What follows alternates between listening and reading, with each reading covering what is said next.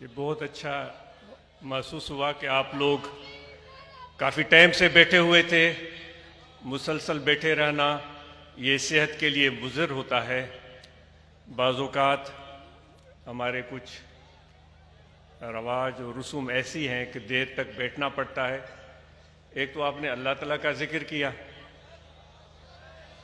جس سے راحت ملی، روح کو خوشی ملی، اور پھر آپ کھڑے بھی رہے جو کہ ہماری اور آپ کی صحت کے لیے بہت اچھا ہے.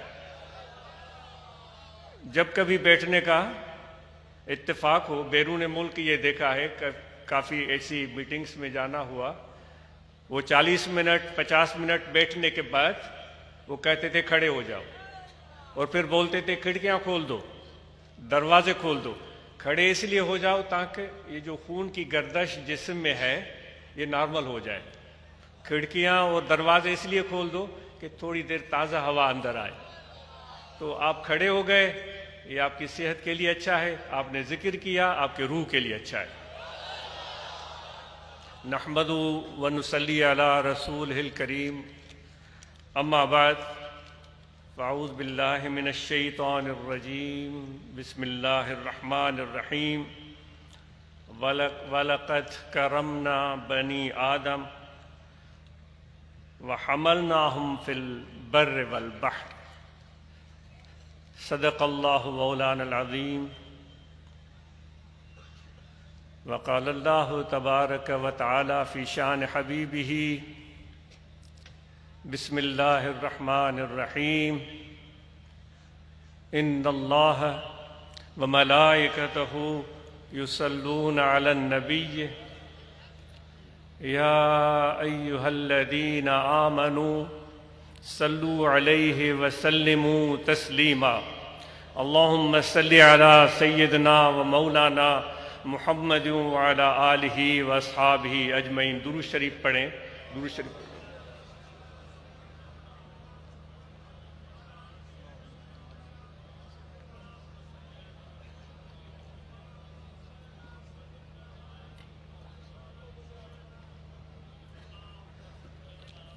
اللہم صلی علی سیدنا و مولانا محمد وعلی آلہ واصحابہ اجمعین.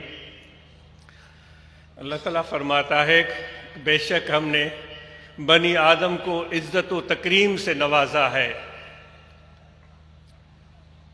اور پھر فرماتا ہے ہم نے اس کو سوار کیا ہے دریاؤں میں، سمندروں میں، زمینوں پر اور فضاؤں میں. تعظیم اور تکریم اللہ تبارک و تعالی جس انداز میں بیان فرما رہا ہے، اور پھر آگے بھی آیت کریمہ کے الفاظ موجود ہیں جو آپ پڑھ سکتے ہیں. عزت و تکریم کس کو نہیں چاہیے؟ ہم میں سے کچھ لوگ ایسے ہو سکتے ہیں جو دولت کو عزت پر ترجیح دیتے ہوں، ہو سکتا ہے. لیکن یہ بات سوچنے کی ہے کہ انسان دولت کسی بھی طریقے سے کما سکتا ہے، جائز، ناجائز، حلال، حرام، محنت، زبردستی، چھیننا، جھپٹنا، لوٹنا، کسوٹنا. دولت انسان حاصل کر لیتا ہے، اور اس دولت کے بل بوتے پر لوگ بھی ان کے سامنے، ان کے آس پاس اکٹھے ہو جاتے ہیں، اور ہم یہ سمجھتے ہیں کہ یہ لوگ جو ہمارے آس پاس اکٹھے ہوئے ہیں یہ مجھ سے پیار کرتے ہیں. وہ حقیقت کیا ہے یہ آپ کو اور ہمیں سمجھنے کی ضرورت ہے، کیونکہ دولت کے لیے کہ کہنے کے بجائے خدا نے عزت کا کچھ یوں بیان کیا ہے کہ بھئی دولت تو تم جا کر کماؤ. دولت کمانے سے منع نہیں ہے، ہم تو تجارت کرنا چاہتے ہیں، اس کا مفہوم یہ نہیں ہے. لیکن خدا نے کہا کہ جا کر دولت کماؤ، لیکن فرمایا عزت میں اللہ دیتا ہوں. جو خدا نے اپنے ہاتھ میں چیز رکھی ہے اور دوسرے کو آپ سب کے لیے پھیلا دیا ہے، زمینوں میں، آسمانوں میں، دریاؤں میں، سمندروں میں، تو وہ چیز جو خدا نے اپنے ہاتھ میں رکھی ہے اور پھر کہتا ہے کہ میں جس کو چاہوں عزت بخشوں، تو اس لیے یہ ہماری بھول ہو سکتی ہے کہ جو لوٹ کھسوٹ سے جائز ناجائز سے دنیا کمائیں اور لوگ ہمیں ہمارے آس پاس اکٹھے ہو جائیں، ہجوم بنا لیں اور ہم یہ سمجھیں کہ یہ میری عزت کر رہے ہیں، وہ میری عزت نہیں ہوتی، میرے پیسے کی عزت ہوتی ہے۔ آپ نے ایسے منظر دیکھیں، لوگوں کی ریل پیل تھی، قطاریں تھیں، آگے بھی لوگ پیچھے بھی لوگ، وہ کرسی کیا گئی، اختیار کیا گیا، پیسے کیا گئے، جائیداد کیا گئی، لوگوں نے سلام کرنا چھوڑ دیا۔ تو خدا نے جو عزت اور تکریم سے آپ کو نوازا ہے، یہاں میرے دوست آپ بیٹھے ہوئے ہیں، مطالعہ کے بڑے طریقے ہیں۔ آج ہمارے وی سی صاحب آرٹیفیشل انٹیلیجنس کا ذکر فرما رہے تھے کہ ہر چیز اب آپ کے ہاتھ میں ہے، موبائل فون میں ہے۔ کچھ بھی کسی پی ایچ ڈی ڈاکٹر نے سالہ سال محنت کے ذریعے کتاب، ہزاروں کتاب پڑھنے کے بعد جو چیز اخذ کی، وہ آپ ایک چٹکی بجاتے، شاید اتنا تجربہ نہیں لیکن ہاں تجربہ حاصل کرنا چاہیں گے آرٹیفیشل انٹیلیجنس کا ضرور، وہ چٹکی بجاتے آپ کے سامنے وہ چیز آ جاتی ہے۔ یہ آج انسان کے علم کا اور اس کے کوششوں کا یہ ایک بہت بڑا حیرت ناک نتیجہ برآمد ہوا ہے۔ لیکن موبائل فون کے دیکھنے کے بجائے کیوں نہ ہم آج آپ کے چہروں کو دیکھیں، کیوں نہ آج ہم آپ کے آنکھوں کو دیکھیں، کیوں نہ آج ہم آپ کے مسکراہٹ کو دیکھیں۔ کیوں دیکھنا چاہیں گے؟ بٹائی صاحب کا شعر یاد آتا ہے، یہاں ہم کیوں جمع ہوئے ہیں؟ یہ تو 2 دن سے بات ہو رہی ہے کہ اللہ تعالیٰ کے ذکر کے لیے، اللہ تعالیٰ کو یاد کرنے کے لیے، اللہ تبارک و تعالیٰ کو پانے کے لیے۔ بٹائی صاحب فرماتے ہیں، سندھی میں شعر ہے، کسر ہک کنس کوڑے گڑکھیوں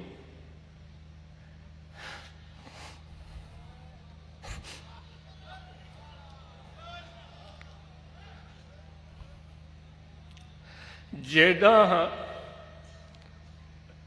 کیاں پرکھ صاحب صابو۔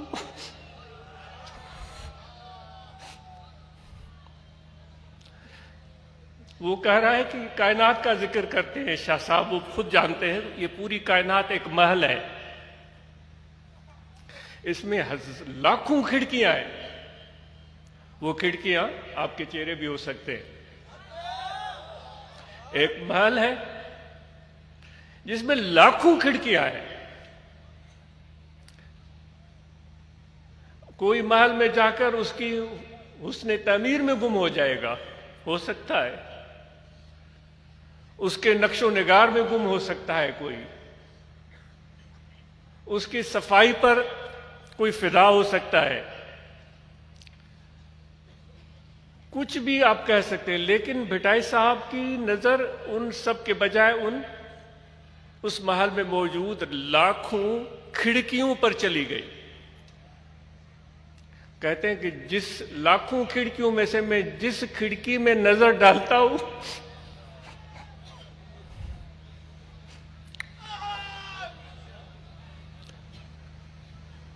تو مجھے محبوب کا جلوہ نظر آتا ہے۔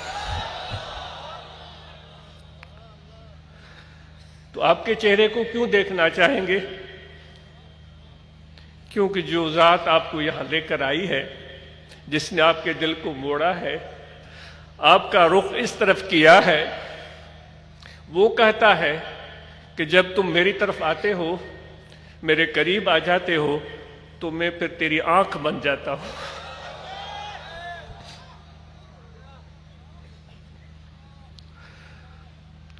جسے تم دیکھتے ہو۔ تو آج آپ کی آنکھوں کو ہم دیکھ رہے ہیں اور یار کا جلوہ پا رہے ہیں،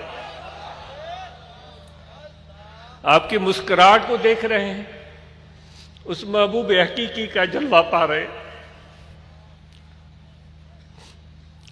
تو یہ وہ تکریم ہے جو خدا کہتا ہے کہ میں دے دیتا ہوں۔ تو آپ کے چہرے کو دیکھ کر تھکان بھی نظر آ سکتی ہے، آپ کے چہروں کو دیکھ کر نیند کی کمی بھی نظر آ سکتی ہے، آپ کے چہرے کو دیکھ کر دکھ بھی نظر آ سکتا ہے۔ یہ ساری کیفیتیں ہوں گی، ہیں، انسان کی زندگی کا حصہ ہیں، لیکن آپ کے آنکھوں میں، آپ کے چہرے میں محبوب حقیقی کا جلوہ ہے، جو آپ کو ممتاز بناتا ہے، معزز بناتا ہے۔ اس لیے تو کہہ رہا ہے اللہ تبارک و تعالی، ہم نے عزت انسان کو، بنی آدم کو، آدم کے بیٹوں کو، آدم کی اولاد کو عزت سے نواز دیا ہے۔ علم تو اس طرح بھی ملتا ہے، آنکھوں کو دیکھنے سے بھی، یہ خوش ہے، یہ غم میں ہے، یہ ناراض ہے، یہ راضی ہے، کوئی دیکھنا چاہے، کوئی سیکھنا چاہے، کوئی سمجھنا چاہے۔ کیا یہ علم بھی کوئی کم علم ہے کہ اپنے پاس بیٹھنے والے شخص کے درد کا احساس کا ہمیں پتہ چل جائے کہ یہ درد میں ہے؟ یہ بھی تو علم ہے۔ یہ تکلیف میں ہے، یہ بیمار ہے، یہ ضرورت میں ہے، اور پھر کچھ بھی نہیں، تھوڑے میٹھے بول، دو لفظ جو اس کے دل کا بوجھ ہلکا کر دے، جو اس کے غم کو ہلکا کر دے، جو اس کا حوصلہ بڑھا دے، یہ کتنی خوبصورت بات ہو سکتی ہے۔ علم تو یہ بھی ہو سکتا ہے کہ ہمارے نوجوان لندن جائیں، علم پر آئیں، علم حاصل کریں، چائنا جائیں، علم حاصل کریں، جو کہ ہم 2 دن سے بات کر رہے ہیں، جو آپ نے کرنا ہے۔ امریکہ جائیں، یورپ جائیں، انہوں نے یقیناً سائنس میں، علم میں بڑی ترقی کی ہے۔ کیا ایسا ہو سکتا ہے کہ لندن سے واپس آ کر اس خمار میں ہی ہم نہ رہ جائیں کہ بھئی میں لندن پلٹ ہوں، میں نے یہ حاصل کیا ہے، میں نے وہ حاصل کیا ہے؟ اس نے تو ایئرپورٹ ہی نہیں دیکھا، اس نے تو کبھی جہاز کا منہ بھی نہیں دیکھا، میں تو یہاں گیا ہوں۔ اے میرے بھائی، ایسا ہو سکتا ہے کہ کبھی اپنے دیہات میں اگ کر نکلنے والے درخت کو بھی آپ دیکھیں، اس پر بھی اپنی غور و فکر کی نظر ڈالیں۔ وہ درخت کیا تھا؟ ایک بیج تھا، اس بیج کو مٹی میں ڈالا گیا، پانی کی نرمی اس کو ملی، زمین کی گرمی اس کو ملی، بیج کا سینہ چاک ہوا، اس میں سے اندر کونپل نکل کر باہر آئی۔ وہ کیا تھا؟ کچھ بھی نہیں، 2 چھوٹے سے پتے تھے جو آپس میں جڑے ہوئے تھے۔ اور پھر اللہ تعالیٰ کی شان دیکھیں، اس فطرت کا جادو دیکھیں، اس قدرت کا نظام دیکھیں۔ وہ باہر نکلے 2 پتے، اور وہ یوں کھلے جیسے کہ پھول پر تتلی بیٹھی ہوئی ہو اور وہ اڑنے کا ارادہ کرے اور اپنے پروں کو کھول دے، تو کیا وہ خوبصورت نظارہ ہوتا ہے۔ پھر وہ اس کے پر ہلتے ہیں، وہ ہوا میں اڑتی ہے، اس کی چلنے کا انداز، اڑنے کا انداز، وہ بھی کچھ نرالا ہوتا ہے۔ وہ 2 پتے کھل کر وہ ایک درخت بن گیا۔ اس درخت میں ہزاروں لاکھوں پتے لگ گئے، جس طرح بھٹائی صاحب نے کہا کہ کسر ہک کنس کونے کھڑکیوں، وہ اس میں ہزارہ پتے لگ گئے۔ اگر آپ کو لندن سے علم مل گیا ہے تو آپ کو بہت مبارک ہو، اور ہمیں مسرت اور خوشی ہے۔ لیکن ذرا اس درخت سے پوچھے کہ درخت، کیا تم بھی میری طرح دیکھ پاتے ہو جیسے میں دیکھتا ہوں؟ کیا آپ کو پتا ہے احساس ہے آپ کو کہ وہ بھی زندگی رکھتا ہے، وہ بھی درد رکھتا ہے، وہ بھی احساس رکھتا ہے؟ وہ درخت کیا جواب دیتا ہے؟ درخت کہتا ہے کہ ہاں میں تمہیں بے جان نظر آتا ہوں، لیکن گہری نظر سے دیکھو، کیوں علم تو سوچ سے ملتا ہے، غور و فکر سے ملتا ہے، گہری نظر سے دیکھو، میں تو کیا، میرا ایک ایک پتا جو تمہیں نظر آ رہا ہے اس میں بھی آنکھیں ہیں، وہ بھی دیکھتا ہے۔ لیکن وہ عبرت والی نظر ہو اور وہ گہرائی والی سوچ ہو اور غور و فکر ہو جس کا خدا نے کہا ہے کہ تم میری کائنات میں غور و فکر کیوں نہیں کرتے ہو، تو اس درخت سے آپ کو نئی نئی جہتیں مل سکتی ہیں، آپ کی معلومات میں اضافہ ہو سکتا ہے، آپ کے علم میں اضافہ ہو سکتا ہے۔ اور پھر آج تو ہمارے پاس کتابیں ہیں، کمپیوٹر ہے، موبائل فون ہے، جو آج سے ہزاروں سال پہلے جو ہمارے آبا اجداد بستے تھے ان کے پاس تو کوئی کمپیوٹر نہیں تھا۔ چلو ان کو وہ تو پھر بھی چلو وہ انسان ہوئے جس کے متعلق اللہ تعالیٰ فرماتا ہے کہ ہم نے اس کو شعور، علم، عقل سے نوازا ہے۔ چلو ہم کوے سے پوچھتے ہیں، ہمیں کوا روزانہ نظر آتا ہے، ہمارے صحن میں بیٹھ کر کائیں کائیں کرتا ہے۔ اس کوے کی پر آپ نے کبھی سوچ اور غور و فکر کی نظر ڈالی ہے کہ وہ کتنی بڑی ٹیکنک رکھتا ہے؟ آج ٹیکنک بڑا منفرد لفظ ہے کہ بھائی اس کی ٹیکنک اس کو نہیں آتی جو کہ ہم سیکھنا چاہتے ہیں، لیکن آپ کو علم ہے کہ کوے کو بھی ٹیکنک ہوتی ہے۔ جب اس کوے کو نظر آتا ہے کہ کوئی بچہ ہاتھ میں روٹی کا ٹکڑا لے کر باہر نکلا ہے تو دور سے وہ دیکھتا ہے، بڑے کی طرف نہیں جائے گا، بچے کی طرف جائے گا، اور کیسے ہوشیاری سے اس کے ہاتھ سے وہ روٹی کا ٹکڑا لے کر اڑ کر چلا جاتا ہے۔ یہ ٹیکنک ہی تو ہے، یہ بھی تو علم ہے۔ یعنی کہ علم تو کوے بھی رکھتے ہیں، سیکھنے کے لیے اگر ہم چاہیں تو یہ بھی اس چیز پہ بھی ہم غور و فکر کر سکتے ہیں۔ کبھی آپ نے چیل اور کوے کی لڑائی دیکھی ہے؟ جب چیل اپنے پنجے میں گوشت کا ٹکڑا لے کر فضاؤں میں اٹھتی ہے تو کوے کو جب وہ گوشت نظر آتا ہے تو وہ بھی گوشت کا شوقین ہے، وہ چیل کے پیچھے پڑ جاتا ہے، وہ گوشت کو نہیں چھیڑتا، وہ گوشت کو نہیں چھیڑتا۔ اب اس کا علم دیکھیں، وہ اس چیل کو چونچے مارتا ہے۔ آپ نے یہ منظر ہمارے سامنے ہوتا ہے، یہ چیزیں ضرور غور سے دیکھیے گا۔ اس کو چونچ مارتا ہے ایک مرتبہ، پھر پیچھے بھاگ جائے گا، پھر آگے جا کر چونچ مارے گا، پھر تیسری مرتبہ، پھر اسی طرح پھر پیچھے بھاگ جائے گا۔ کرتے کرتے وہ چیل تنگ آ جاتی ہے، وہ گوشت کا ٹکڑا چھوڑ دیتی ہے۔ اب چیل سے اس کا کوئی واسطہ نہیں، وہ کوا سیدھا گوشت کے ٹکڑے پر جاتا ہے۔ تو یہ علم، یہ سوچ، یہ سمجھ کوے کو بھی ہے۔ آپ نے دیکھا ہوگا کسی ایک کوے کو اگر آپ تکلیف پہنچائیں تو ان کا پورا غول جمع ہو جاتا ہے، اور پھر جس نے تکلیف پہنچائی ہے اس کی زندگی وہ غارت کر دیتے ہیں۔ جب تک ان کی تسلی نہ ہوئی، سننے میں آیا ہے کہ یہ مہینوں تک وہ اس کو تنگ کرتے ہیں، یعنی اتنی یادداشت ان کی ہے، وہ اپنی برادری کا ہی حفاظت کرتے ہیں۔ تو دوستو، علم حاصل کرنے والے اگر جنگل میں بھی چلے جائیں، ان درختوں کو دیکھیں تو وہاں بھی بے شمار ایسی چیزیں ہیں جن کو کھوجنے کی، ٹٹولنے کی ضرورت ہے۔ ان پرندوں کو سمجھنے کی، ان کو ٹٹولنے کی، ان سے سیکھنے کی ہمیں ضرورت ہے۔ چونکہ انسان ذات کو اللہ تبارک و تعالیٰ نے عزت سے نوازا، اس کو اختیار عطا فرمایا ہے، تو وہ اس کی دسترس میں بہت ساری چیزیں ہیں۔ کیونکہ جو حدیث مبارکہ عرض کی گئی کہ اللہ تعالیٰ فرماتا ہے کہ میں اس کی آنکھ بن جاتا ہوں۔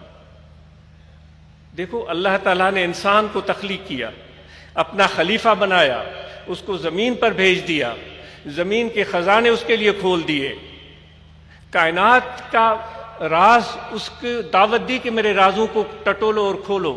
پھر وہ خدا کا کام کیا ہے کہ وہ اس انسان کی آنکھ بن جاتا ہے، وہ اپنی کائنات کو، ان 7 زمینوں کو، یعنی کہ سینکڑوں گولے ہیں، ان کو، ان دریاؤں کو، ان سمندروں کو، ان درختوں کو، ان پرندوں کو اللہ تعالیٰ تمہاری نظر سے دیکھنا چاہتا ہے۔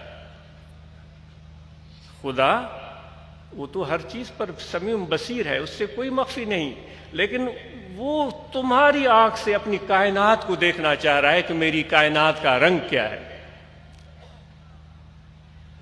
سرمو ہر کا پائے پر اکھ اکھ جو پھیر، ہر ایک کی آنکھ میں یہ صلاحیت موجود ہے، لیکن وہ کون ہے جو اپنے اس عظمت کو جانے کہ میرا دیکھنا نہیں، یہ تو خدا کا دیکھنا ہے، اور میں اس دیکھنے سے اللہ تعالیٰ کو مایوس نہیں کروں گا، کیونکہ شیطان مایوس کرتا ہے، میں اللہ تعالیٰ کو خوش کر دوں گا۔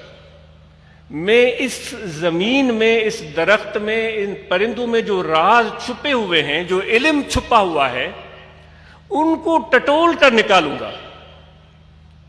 آج ایسے نوجوان چاہیے جن کی ایسی آنکھ ہونی چاہیے۔ فَاعْتَبِرُوا یا اولي الابصار، اے عقل والو عبرت حاصل کرو۔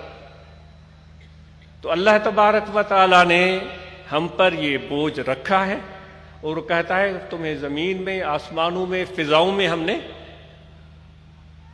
پہنچ دے دی ہے۔ آج انسان چاند پر پہنچ گیا، مریخ کی خبریں بتا رہا ہے کہ وہاں پر کیا صورتحال ہے، وہاں کی زمین، مریخ کی زمین کیسی ہے، دھرتی کیسی ہے، مٹی کیسی ہے، پانی ہے یا نہیں ہے۔ تو اے نوجوانوں، آپ کمر بستہ ہو جاؤ، آج سے تیاری کرو، اپنا قدم آگے بڑھاؤ۔ یہ کائنات خدا نے تمہارے لیے کھول کر رکھ دی ہے، اور تمہاری آنکھ سے اس پوری کائنات کو خدا دیکھنا چاہتا ہے، تو اپنے ان عزم، ان حوصلے کو بڑھا کر کے اور کود جاؤ، اور اپنی کوشش کو شروع کر دو۔ یقیناً اللہ تعالیٰ فرماتا ہے وَالَّذِينَ جَاهَدُوا فِينَا لَنَهْدِيَنَّهُمْ سُبُلَنَا، جو ہماری طرف کوشش کریں گے ہم ان کے لیے راستے کھول دیں گے۔ آج مغرب، بڑے بڑے ممالک، امریکہ، چائنا، وہ بھی آدم علیہ السلام کے اولاد ہیں، انہوں نے آج اپنے اس جبلت کو، اس فطرت کو استعمال کر کے کیا کچھ کر کے دکھایا ہے۔ تو آج اب آپ کی باری ہے۔ اب آپ نے اس دنیا کے سامنے اپنے علم اور اپنے سوچ اور اپنی محنت سے ثابت کرنا ہے کہ حضور علیہ الصلاۃ والسلام کے امتی، رحمت للعالمین کے امتی، آپ کے ساتھ محبت کرنے والے اللہ کے بندے، جو خدا نے ان کو یہ تفویض کیا ہے کام، وہ اس کام میں لگ گئے ہیں۔ یقیناً خدا کی مدد آپ اور ہمیں حاصل ہوگی، اور چونکہ ہم چاہتے ہیں کہ ہماری آنکھ میں وہ صلاحیت اور وہ خصوصیات پیدا ہوں، تو اس کے لیے ہمارے مشائخ کہتے ہیں کہ پہلے تو یہ ہے کہ جو غیر ضروری توجہات ہیں ان سے اپنے قلب کو، ذہن کو یکسو کیا جائے۔ وہ اللہ تعالیٰ کی محبت اور اس کی قربت کو پانے کے لیے ذکر ہے۔ اس ذکر کی برکت سے ہمیں اللہ تبارک و تعالیٰ کا قرب، اس کی رضا، اس کی خوشنودی حاصل ہوتی ہے۔ تو جتنا ہم اپنے اندر کو پاک اور صاف بنائیں گے، اور دیگر خیالات اور جو ہم نے مختلف سوچیں پال رکھی ہیں، مختلف چیزوں کی طلب اور جستجو رکھتے ہیں، ان کو کم کریں گے اور اللہ کا ذکر کریں گے تو ہمیں یکسوئی کی دولت حاصل ہوگی۔